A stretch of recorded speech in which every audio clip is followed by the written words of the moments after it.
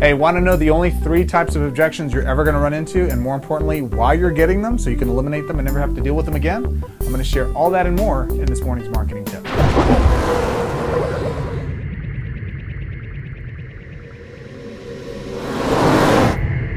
Hey, my friend, Greg Gomez III, founder, CEO, FastStartMarketer.com. Hope you're having a fantastic week so far.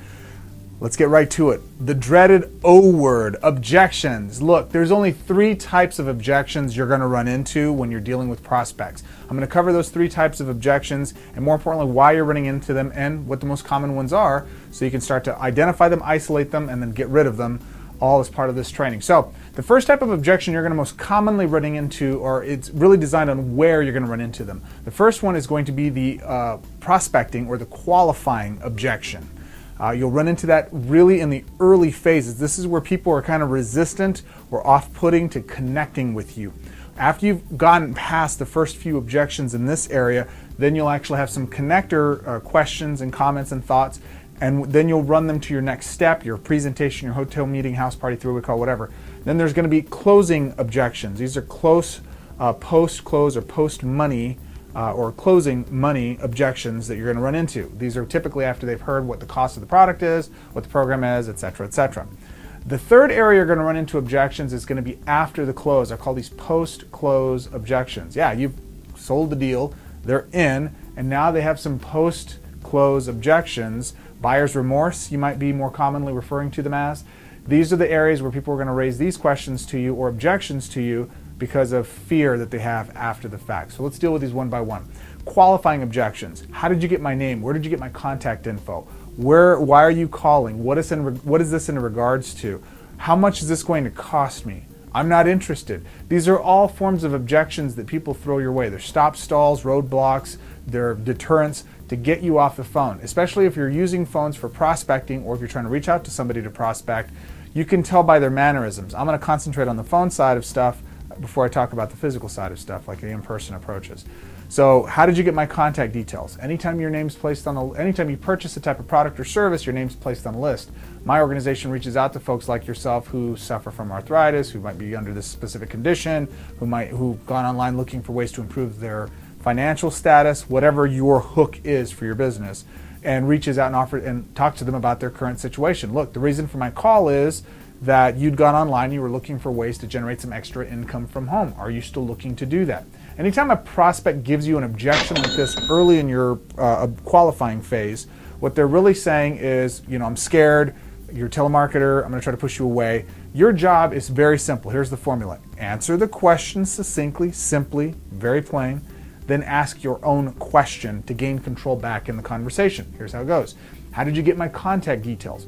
Yeah, it's a great question. Anytime you purchase a product or you inquire online for a business opportunity, your name's placed on a list. My organization contacts folks who do that because we obviously provide some of the better top tier business opportunities for folks who don't want those things to interfere with their main forms of income like your JOB. Let me ask you a question. See, I've answered the question. Now I'm asking you another question. Let me ask you. If you were to be presented with an opportunity that could help you generate the extra income you were looking for, is that something you're still open to? Were you still interested in generating some extra income at home? Right? Pretty straightforward, pretty savvy, pretty neat, huh? Very effective in getting them to answer their question and more importantly, to get them answering your questions. Always answer their question and then ask your own question to gain control. How did you get my contact details? What's this going to cost me? This is usually a lower level after the qualifying phase. Yeah, that sounds good. How much is it going to cost me? Actually, it's a great question. The cost for the call, the next step that we have for you here, there is actually no cost. It's totally free. If you decide from there you want to invest in one of the programs or part of that process, we have things that are always as little as just a few dollars, all the way up to tens of thousands of dollars. That's totally up to you.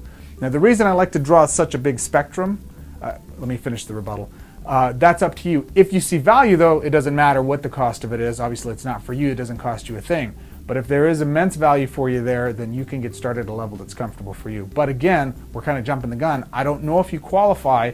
If you do, we can take that next step and you can make that decision for yourself. Is that fair? Sure. Okay, great. Then you go on from there. When they're asking these questions, what they're typically trying to figure out is, hey, what's this going to cost me? I'm trying to gauge some value here. How much is it going to cost me, right? The danger with answering this question prematurely is you haven't established any value yet. So I can't answer a $10,000 package. I can literally say it's going to cost you 10 bucks, but if we've established no value, you're not going to want to spend 10 bucks. It's too much.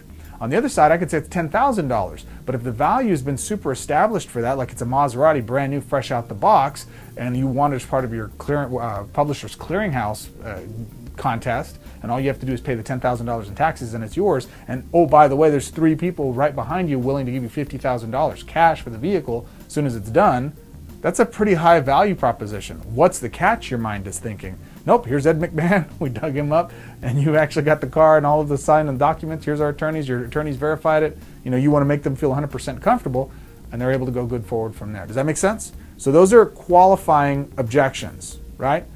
Very common, probably the most common objections and rebuttals objections you're gonna run into and rebuttals you're gonna need to use. Now the next are closing objections.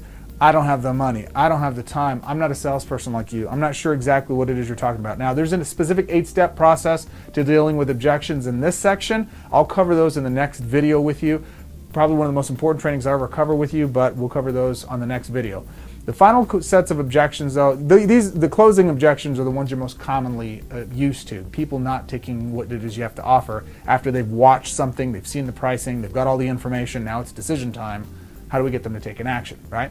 Well, we'll cover that in the next video. Post-close objections, though, these are folks that have already purchased with you, and they've actually gotten started, they were excited. 2 days later, they come back and, you know what, I actually kind of changed my mind. I've decided this isn't something I want to do. That's totally fine.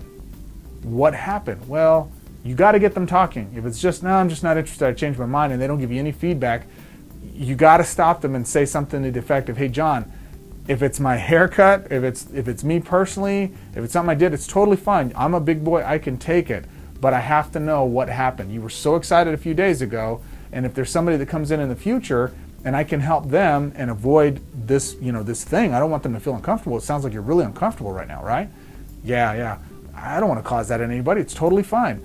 All I'm trying to figure out is what happened. Between yesterday and today, you seemed really super excited. What happened, man? Did the missus catch you or what happened? Oh, no, nothing like that. It's just that blah. Okay? Let me say that again. Hey, look, between yesterday and today, you were super excited. It's totally okay if you don't want to do it. I just got to know, was it my haircut? What happened? Did I do something wrong? No, it was nothing like that. It was just that blah. Now they voice up the real objection. And you can either solve for that X and help them move forward and keep that, or you can at least get them dialoguing. The key to dealing with an objection after the close, you got to get them dialoguing. You got to get them talking. You got to get them expressing to you and going back to that moment of why they got signed up. Hey, when we signed up, you were really gung-ho about fixing these issues in your life. That's the whole reason we got this started. What happened, man? I'm sure you still want to deal with those issues. Was it something I did? What happened? Oh, no, it was nothing like that. Now, we've taken it to the worst extreme. Was it me personally? I'm a big boy. If it was, let me know. No, it wasn't that. It was that blah. And now they birth the real objection.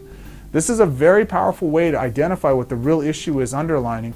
And oftentimes it's a misunderstanding. And it's something that you can work out with. Or sometimes it is the spouse getting upset with them and they got caught. All right, these are the 3 places you're going to run into objections. In qualifying phase, so right in the beginning, closing phase, so it's time to make a decision, and as well as the 3rd phase, after the close has been made, we call it buyer's remorse, those types of areas. Even a couple of months down the line, they're thinking, I'm not feeling anything from the product, not getting the results I thought I would get, not losing the weight.